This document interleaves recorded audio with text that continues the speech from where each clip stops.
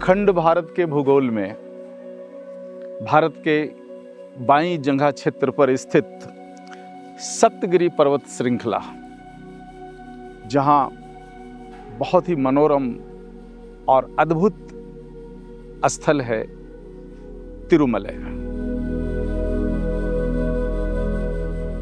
और पहाड़ी के नीचे एक छोटा सा शहर है तिरुपति। इसी स्थल पर 13वां पंचगव्य चिकित्सा महासम्मेलन का आयोजन 14, 15, 16 नवंबर को किया गया है।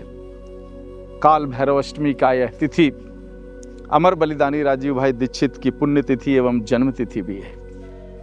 प्रतिवर्ष हम लोग इसी तिथि पर पंचगव्य चिकित्सा महासम्मेलन करते हैं। पूरे भारतवर्ष से गाय के विज्ञान से जुड़े हुए लोग, वैज्ञानिक, डॉक्टर्स, गौपालक, गौशाला, सभी लोगों को इकट्ठा करते हैं और सरकारों के साथ साथ पूरे विश्व को एक संदेश देने का प्रयास करते हैं कि गाय बची तभी यह पृथ्वी बच सकेगी। यतो गावस्ततो वयम। मनुष्य की सभ्यता और संस्कृति इसलिए टिकी हुई है क्योंकि धरती पर गौवंश है। तो गौवंश का सभी क्षेत्र में क्या एप्लीकेशन हो सकता है, इन्हीं विषयों पर आधारित, जिसमें से विशेष रूप से चिकित्सा। आज पूरी दुनिया बीमारी से त्रस्त है। गौवंश किस प्रकार से हमें दुनिया की सारी बीमारियों से उभार सकती है, बाहर निकाल सकती है, इस विषयों को समझने के लिए आप तिरुपति जरूर पधारिए। यह स्थल भगवान वेंकटेश्वर स्वामी जी का स्थल है, जो स्वयं गौपालक रह चुके हैं। उनकी यह धरा है, अद्भुत है, स्वर्ग जैसी छवि है। आप आएं और गौ माता के विज्ञान से परिचित हों, आनंद लें, आपका जीवन निरोगी हो।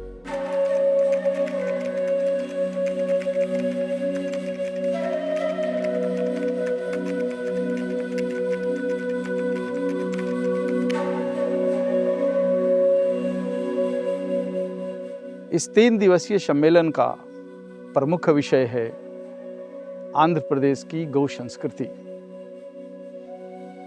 भगवान वेंकटेश्वर स्वामी, जिन्हें हम बालाजी कहते हैं, उनकी उपस्थिति में आज भी आंध्र प्रदेश गौ संस्कृति पर आधारित है। इसके कुछ पौराणिक दस्तावेज।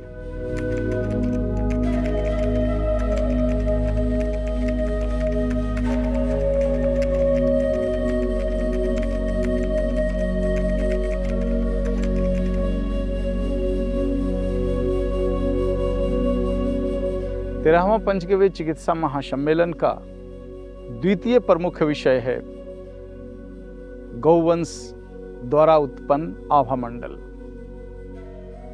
जिसे हम गौ माता का दृश्य शरीर भी कह सकते हैं।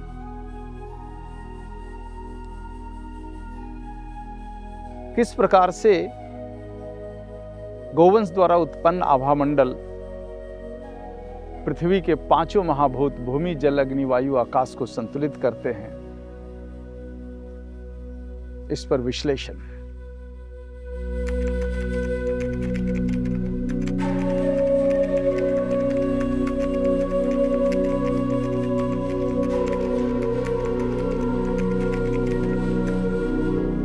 तेरहवां पंचगव्य चिकित्सा महासम्मेलन का तृतीय प्रमुख विषय है गौ स्पर्श। जिस प्रकार लाखों गौवंश के स्पर्श से पृथ्वी का संतुलन बनता है, उसी प्रकार से जब हम गौवंश के पीठ पर हाथ फेरते हैं, तब हमारे शरीर के 5 महाभूतों का संतुलन बन जाता है। इस पर एक विश्लेषण सुनने के लिए अवश्य पधारें पंचगव्य चिकित्सा महासम्मेलन।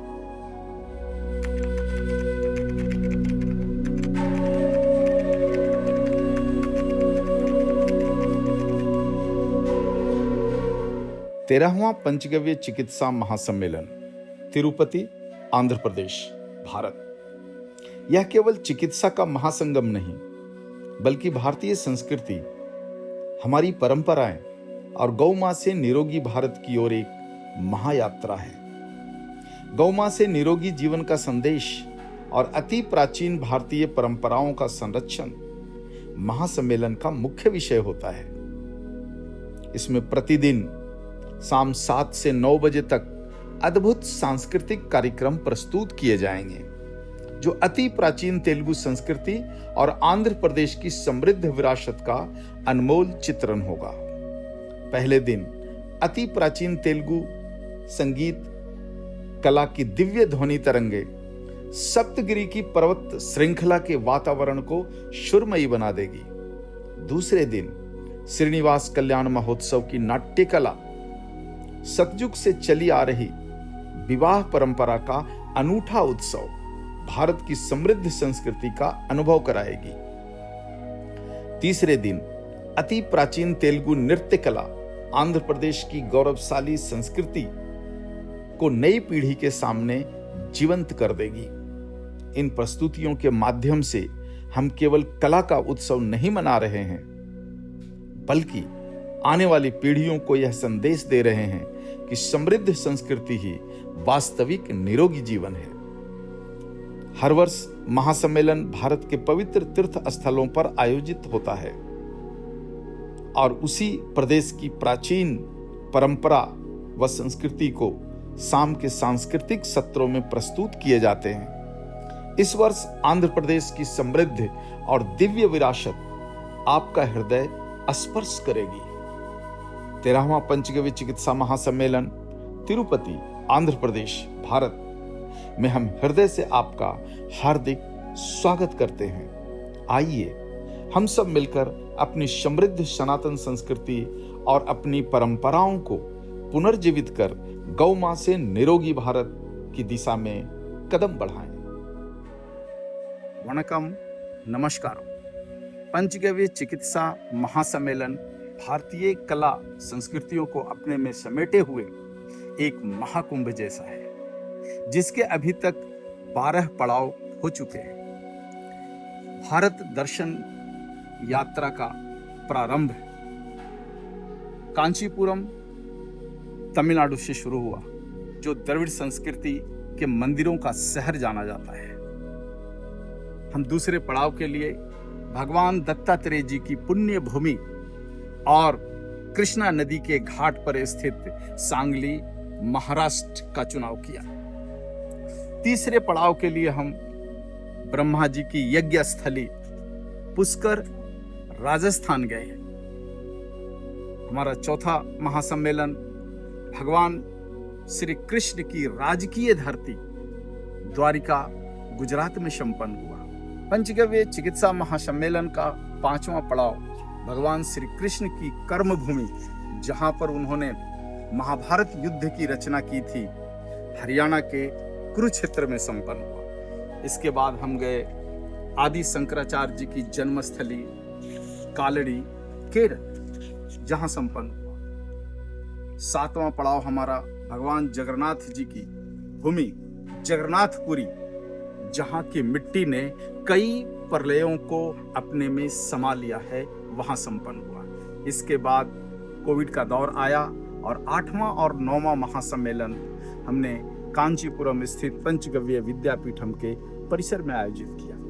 10वां महासम्मेलन भाग्यनगर, हैदराबाद, जो भारत का आधुनिक रूप से उभरता हुआ शहर है। इसके बाद 11वां पड़ाव के लिए हमने चुनाव किया दक्षिण भारत का दूसरा उभरता हुआ शहर बेंगलुरु।